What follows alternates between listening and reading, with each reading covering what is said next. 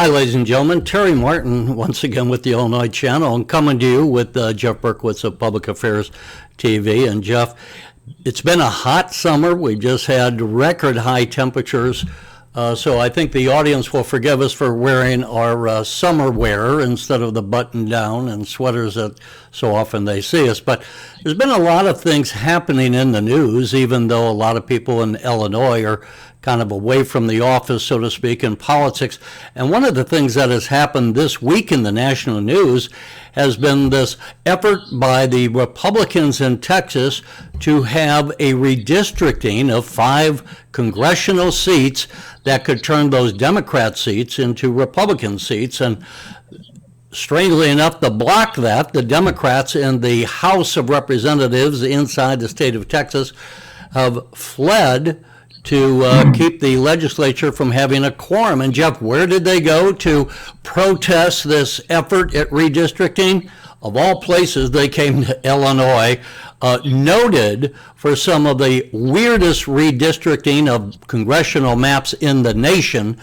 Illinois Democrats have made redistricting an art form, not only here, but in other states. So before I get into some of the videos that'll kind of go along with this story, let me get your thoughts just on what's happening on that issue, and we'll go from there. Well, it's the height of hypocrisy and irony to go to a state, number one, that's known for its bad redistricting for a long, long time. It's almost the originator of bad redistricting. It's from the machine politics of Richard J. Daley of 60 years ago, and then Richard M. Day and Rahm Emanuel, and all these Daleys and Emanuels who perpetuated this stupidity and crap. There's no other word for it than crap. Illinois now has, 14 Dems out of 17 congressional districts and 3 Republicans. And yet, what do we have? Something like, I don't know, what's the percentage of actual Republicans actually voting in those congressional races? I don't know, 45%, 47. And yet, what is it, 3 out of 17? It's bizarre. And when you go to state redistricting, it's even worse. I heard these people from Texas cry, oh, they might have me running against an incumbent. The last redistricting in the state of Illinois had at least four incumbents who were Republicans running against four other. Are you talking about the congressional level or at the state level? No, on the state level. So I'm just saying it's bad here, whether it's congressional, whether it's state. And the worst is JB Pritzker. He made a promise. He signed the bill. He said he wouldn't. He said before he became governor, like in 2018, way back when he was running in the primary even, he said, I want fair districting or redistricting. I want the districts to be fair. I want them to be compact and contiguous as the law requires. Right, the law is supposed to be. But let me bring up, Jeff, an example, and let me see. I mean, folks, this is the 4th district up in Chicago there. That's Lake Michigan to your right, that blue. I mean, that's the 4th district. Is that contiguous and compact? It doesn't look compact to me, Jeff. What do you think? Terry, it is contiguous. But see how the line, you can see sort of a line of the contour starting on the bottom and then going north and then going east. So that little line that goes around, that's what they call contiguous. It might be like 2 yards. But it's not compact, is it? Well, it's not compact. And the thing is, you didn't let me say, what Pritzker said, he promised that he would not sign a revision of the redistricting if it came to him and it wasn't appropriate. And he signed it, damn it. He signed it. And by signing it, he made it into law. He could have vetoed it. He could have stopped it. And that guy, he used to be a nice guy, Terry. You and I know that. When he ran in 2018, I said that. I said I talked to him as he was in the primary, in the general, going into events. I said he's not pretentious. He's a nice guy. He's almost appears honest. Now he threw all that out the window. Now when he doesn't like somebody, he calls them a carny barker. Well, he's the carny barker. He's saying, come in the tent of Illinois and you'll see what a great great state. And Jeff, look, and here's Shame on him. the Shame on thing. him. This has brought kind of condemnation and laughter at the national news media of these Texas Democrats complaining against what the Republicans are doing, and I can understand that part. But my God, you look at this article and the graphic there, where these blue maps and the blue on there are the Democratic districts, and back in 2022, that line going from East St. Louis in that red field all the way up to Champaign-Urbana. I ran for that district, the 13th district, back in 2022. And let me tell you, the people of Champaign-Urbana have virtually nothing in common with the people of East St. Louis, other than that's where the Democratic votes are. So they made, and that's how all of these districts in Illinois are drawn.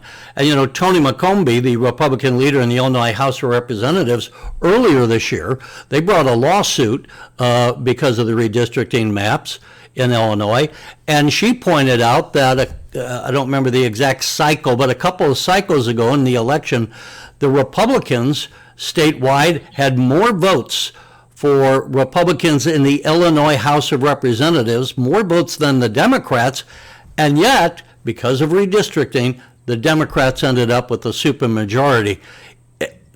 And this is why it matters to everyone that not only in Illinois, but at the congressional level, at the state level, the voters are not getting the ability to express their political desire and select someone they want, because redistricting, as we've often heard, is when the politicians are picking the voters, not where the voters are picking the politicians.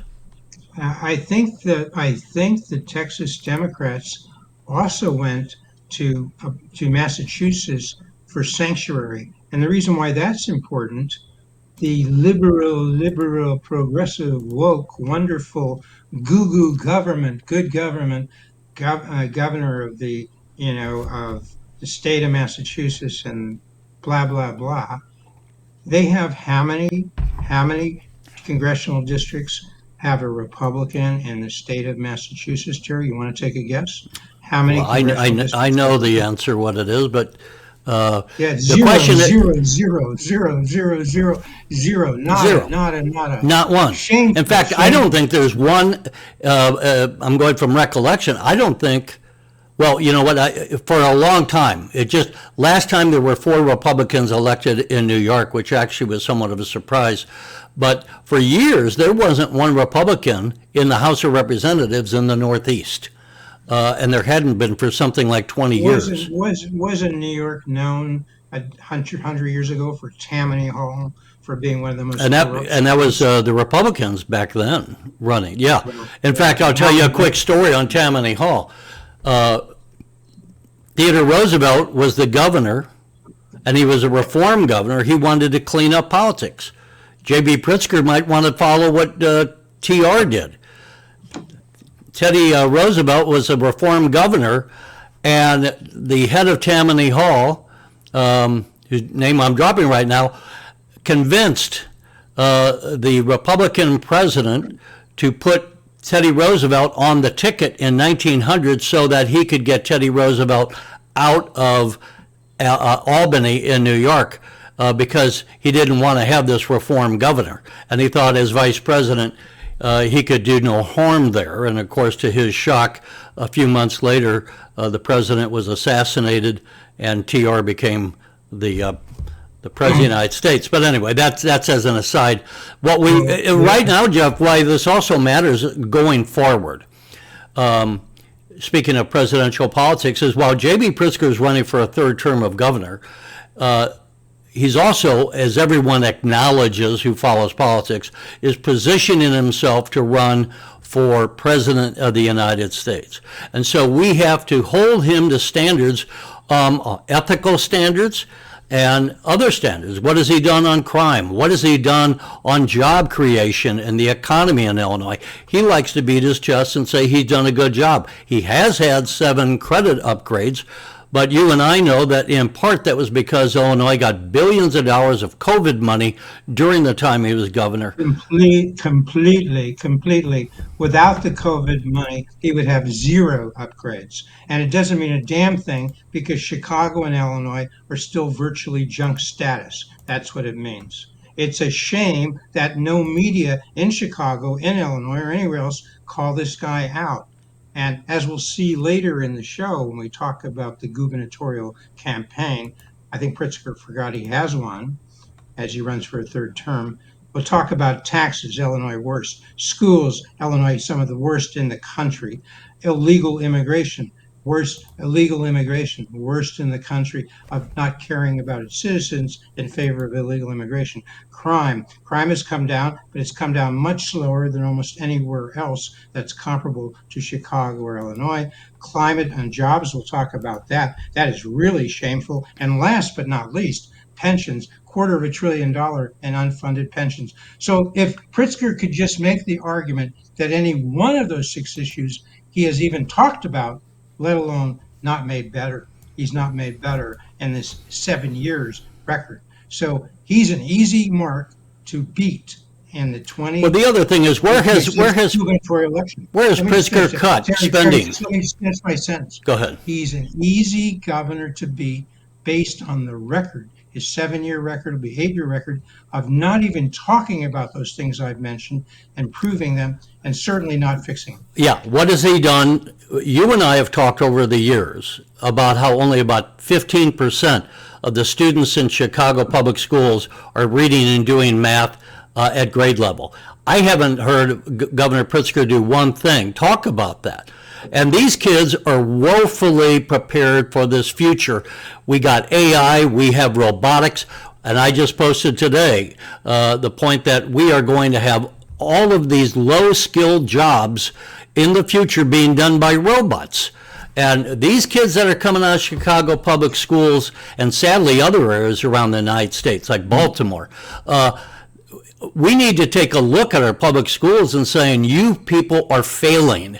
No matter how much money you spent, they're failing. And Governor Pritzker, I mean, if he's going to run for president, he has a not a good record as far as doing anything to improve education in Illinois. And Jeff, let me point out something else. He wants to say what he's done for the economy. Let me point out that his job growth in the state of Illinois is pathetic over the years he's been in when compared to many of the other states. And this is a slide presented by WirePoints, but the source down there, you can see the Bureau of Labor Statistics, so it's not WirePoints making this up. And look at the difference. Texas, speaking of Texas, job growth, 1.4, almost 1.5 million. Illinois, 15,500. And that's June 25 to going back to January 2019 since JB Pritzker came into office. JB Pritzker ever once mentioned that and attempted to give an explanation, an excuse? Has he ever once been challenged at press conferences by any of the mainstream media throughout the state of Illinois on that? And I'll just mention, you mentioned WirePoints. As people know from watching our show, the president of WirePoints is Ted Dabrowski. I've said Ted will be running for governor. You've interviewed Ted. I've interviewed Ted. I'm predicting here now he will most likely announce within a week by the time of the state fair. Well, before we go off on that, let me bring up a couple more slides on this, because Ted is also someone who helped the Polish government, as you and I have talked about before. Right. And here you go, Jeff. This is job growth in Illinois, dead, as it says there under Governor Pritzker. And compare that to Florida. We just looked at what Texas did. Look at this in Florida, an increase of 1.1 million. Okay, and in percentage terms, more than 14% is the growth of jobs in Florida. 0.3% is Illinois. That's pitiful. That sucks. JB Pritzker, come on down, JB, and appear with Terry Martin and Jeff Berkowitz. And here, you want 15 minutes? Explain that difference. Why don't you call us as you called Ted Dabrowski of Wirepoints when he makes a rational, thoughtful argument? He's a carny barker, you Well, say. let me bring up So another. Here you we want to go. call us carny This is barkers North too. Carolina. So we looked at Texas, Florida. Now here's North Carolina, 12.4% increase. Um, sometimes the governor complains that this is because of people moving to the south, and he can make that argument, Jeff. But the fact of the matter is, um, let me bring you Well, up, it's get rid not of me because here. it's called, I point out, Terry, it's called North Carolina, not even South Carolina. So I don't think that's so much of a southern warm air winter state, winter warm air state. Look, there are no answers for any of these. And let me just point out, going back to the education issue which you raised, you talked about Chicago, but let's not forget, Wirepoints has shown, Ted Dabrowski and his colleagues have shown that problem is not just a Chicago problem. It's an Illinois problem because around the state of Illinois, at best, 40% of the almost 2 million kids in Illinois public schools read at grade level. 60% don't. I would say it's more like at most likely 33% read and 66%, 2/3 don't. And that's around the state of Illinois. And that is JB Pritzker's bailiwick. He's not mayor of Chicago. He's governor of the state of Illinois. And he's never once in his 7 years, and these data and these statistics pretty much the same, gotten worse, if anything. He's never even mentioned the data and the people who provide this data. Instead of saying, well, respectfully, I differ from Wirepoints and Ted Dabrowski and others on that, he calls them carny barkers. Carny barkers. And That's our I governor of the want to state of bring up, Illinois. just as a reminder, we're not cherry picking here. Look at the different states. You got the state of Washington. That's a Democratic state. 203,000 jobs. They're hardly at the top of the ladder, but compared to 15,000, South Carolina, Tennessee, Arizona, Georgia, North Carolina, California, a Democratic state through and through, 571,000. This is. Jerry, just let's make one correlation here too. Hang on, go ahead. Hang on one second. If you look at, keep that chart up there, Well, because notice all right. Let me. where 3 states. Notice way better than Illinois, Texas, Florida, better, not as much way better, but way better, or better certainly, is Tennessee. The one thing about those 3 states, Tennessee, Florida, and Texas, all of them have zero, if I'm correct, all of them have zero income tax. Not Illinois. They got a nice big Illinois. They have a nice big income tax and a nice big corporate income tax, nice big individual income tax, and they want to make them better. The question: are they going to try to do it before Governor Pritzker runs for re-election? Most likely not, but he could. And so taxes, high taxes, highest property tax in the country, which is notable for Illinois. I think the second highest on gas taxes. That has something to do with that lack of job growth, and that's directly at the foot of JB Pritzker, who likes high taxes and wants them higher. So we've mentioned the poor growth, we've mentioned the impact of taxes, we've mentioned the terrible performance of the schools, especially with minorities. Where's the equity for blacks and Hispanics there, Governor Pritzker? We haven't mentioned crime. But crime, as I've said, has come down nationally and slower in Chicago, slower in Illinois than the other states. And we've mentioned economic climate and jobs being poor, and we've not mentioned pensions. And Jeff, We haven't mentioned pensions. I don't want to go down the pension road right now. Look, No, we're not going to go down there. Let me just say, we'll get to it. We're almost there. 6 issues that anybody who was running for governor, I think, especially on the Republican ticket, will run on, and this could be a heck of a race. So before he gets to run for president, we're going to find out maybe Pritzker doesn't get to, because maybe he doesn't get reelected as governor of the state of Illinois. Look, the people in the Chicago media that reach the majority of the citizens ought to start asking hard questions of the governor and any candidate. I'm not picking on the governor because he's a Democratic candidate. The governor has things he can be proud of, but they ought to ask him about this job growth. They ought to ask him about education. I mean, we are getting, because we have high gas taxes in the state of Illinois, we are getting roads paved. That's a good thing. I like having better roads, and they're being done here in Springfield, and I'm sure around other parts of the Highway 55 around the state. So Governor Pritzker can point to things he's done on the infrastructure. I'm not lambasting everything the man has done, but we ought to have, for the voters, context and a thorough airing. And let me tell you, on the economy, the Democrats, we often say, are leaderless. Pritzker would like to be the leader. But look what's happening with President Trump, and he has this tariff policy. The economy continues to grow. We just had a 3% in the second quarter, which is a great growth rate, and a lot of people are saying that because of the big beautiful bill and all that it did to help businesses create more jobs, job growth is going to pick up, and GDP is going to pick up. Just yesterday, Jeff, in the White House, in the Oval Office, Tim Cook, the CEO of Apple Computer, made a stunning announcement that Apple is going to be committing and spending $600 billion to come back and build plants within the United States. And I'm very proud to say that today we're committing an additional $100 billion to the United States, bringing our total U.S. investment to $600 billion over the next 4 years. As a part of this, we're launching Apple's American Manufacturing Program. It will spur even more production right here in America for critical components used in Apple products all around the world. And we're thrilled to announce that we've already signed new agreements with 10 companies across America to do just that.